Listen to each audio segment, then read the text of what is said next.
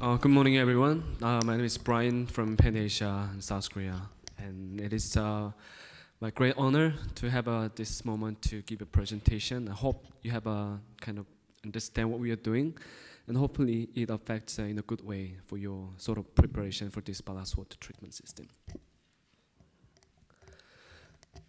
Before anything else, I'd like to just point out this thing. In 2016, when MEPC 70th meeting was held, and right after that, we as a manufacturer of the ballast water treatment system, we are in a desperate, because people are saying, yeah, postponement for this ballast water convention.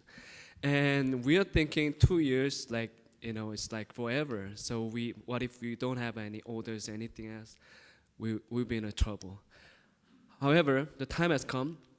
1 year and 2 years passed, and this time we have to consider these two regulations coming after us. And first one, we have an IMO regulation. We all know this.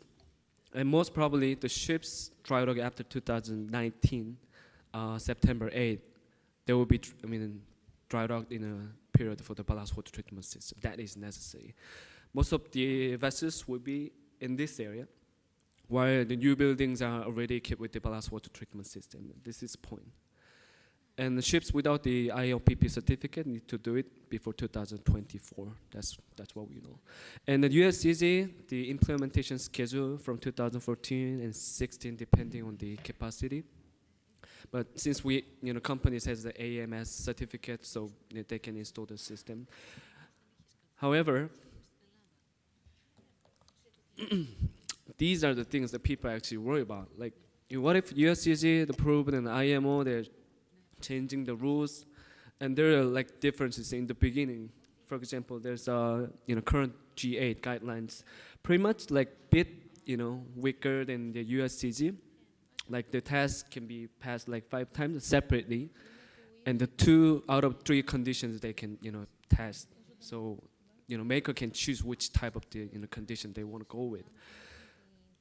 However, after USCG, IMO 2016 G8 guidelines was issued. Then it's pretty much the same as the USCG, except for this sampling counting method with the MPN and FDA and CMFD. Just like holding time, it's like after bigger than 24 hours for the USCG, but IMO they can choose like shorter than 5 days. That means that they can equalize somehow.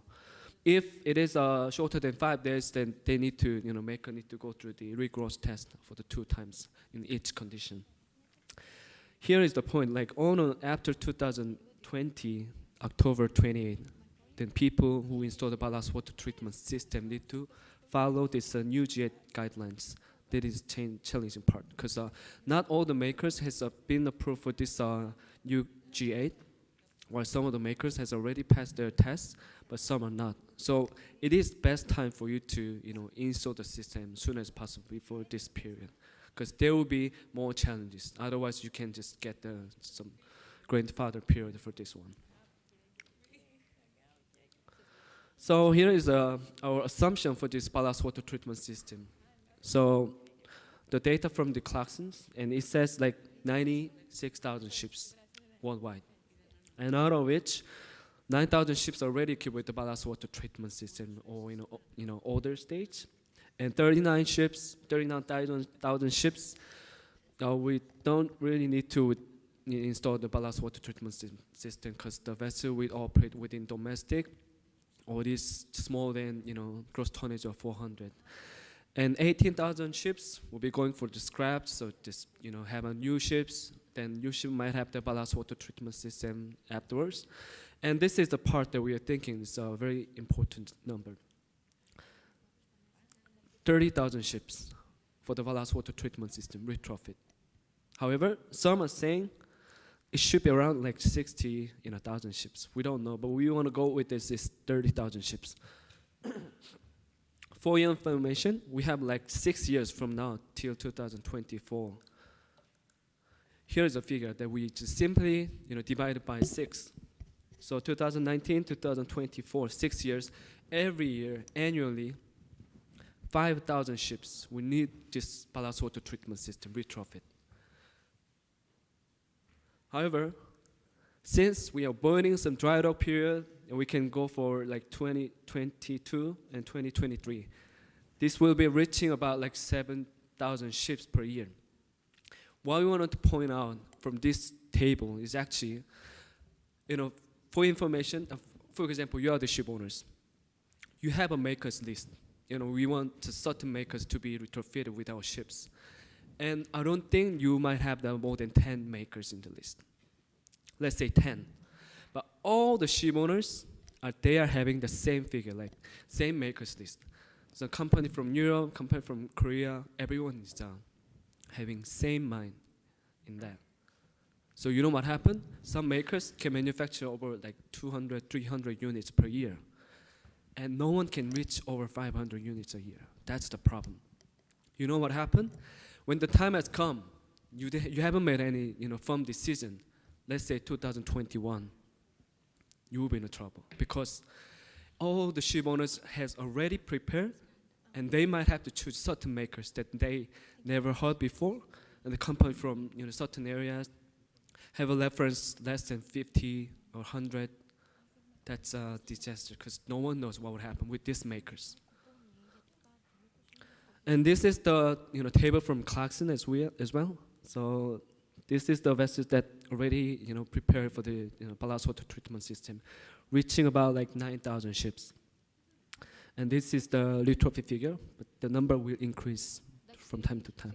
And this is the market share. As you can see, it's not more than 10 makers in the list. So most of the people, you think, yeah, among these makers, you might have selection out of your fleet.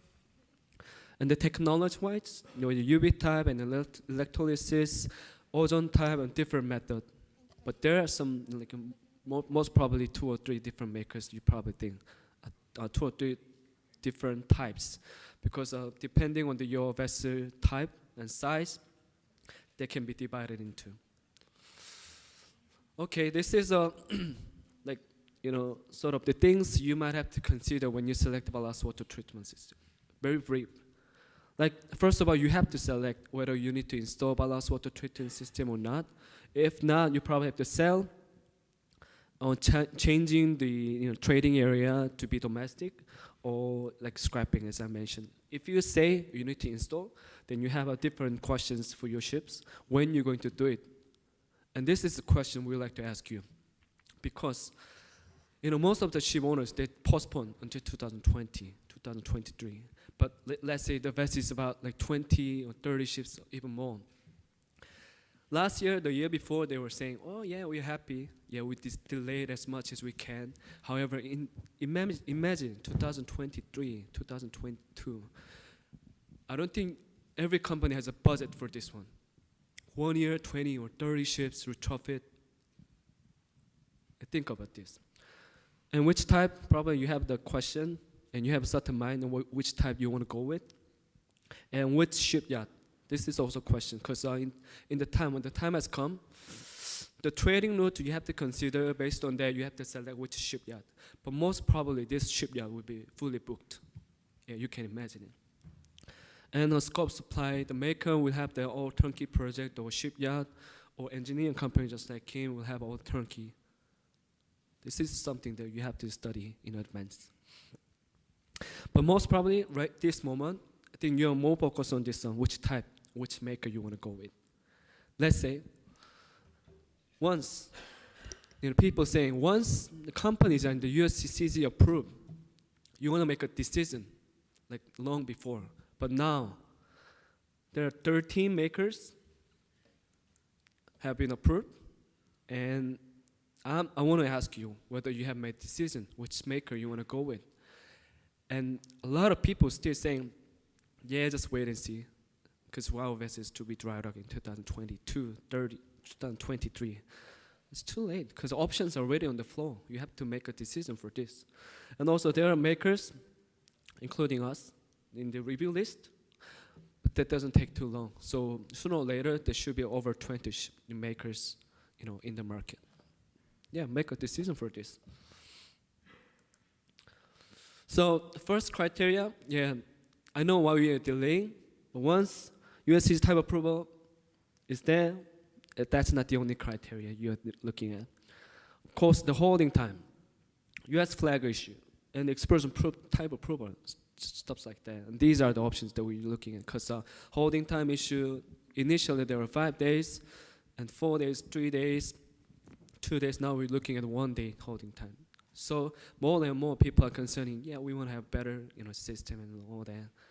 However, even though makers are, achieving this goal, you might have to go back to the original.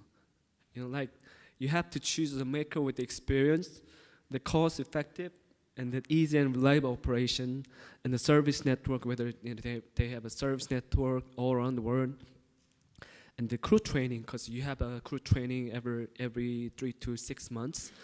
They don't really know how to operate the system, then they will be in trouble. Like PSC will point out this part really seriously. And also safety. This convention is for the SAFETY4SEA, that we have to see this one as well. And operating costs, depending on type of the system, you have to see this one, calculate. And you have all these options in the flow. Here is a table, right? This is, everyone pretty much has the same table. Like from A to G, it takes about 6 months or 7 months for this time being. From signing the contract, the onboard survey, scanning, engineering, approval, manufacturing, the shipment, installation, everything. You have the, schedules for this. But this is the 6 months now, but we don't have the crystal ball in hand. Later on, after 2020, people say like maker, 1 year, 1 year and a half. That might happen. Just like the scrubber system, the people are saying that 24 months or something like that. We don't want that to happen. So just like this, I think what we need to do, first of all, we know what will happen after 2020 with the ballast water treatment system. And installation budget, you probably have to prepare. And the equipment, you have to select it. Retrofit shipyard, of course. And engineering capability. This one can be done at this moment. You select the engineering part, like making the decision for the certain BWTS system, and ask them to do engineering first of all and get the approval from the class, so that you can install whenever you want. You don't have to wait until some period of time, 1 year, 1 year and a half. Do it now. Be prepared, whatever can be done at this stage, starting with the engineering. That's what we want to point out. Even though we are manufacturer of ballast water treatment system, this is something that we have to go with first. Thank you very much.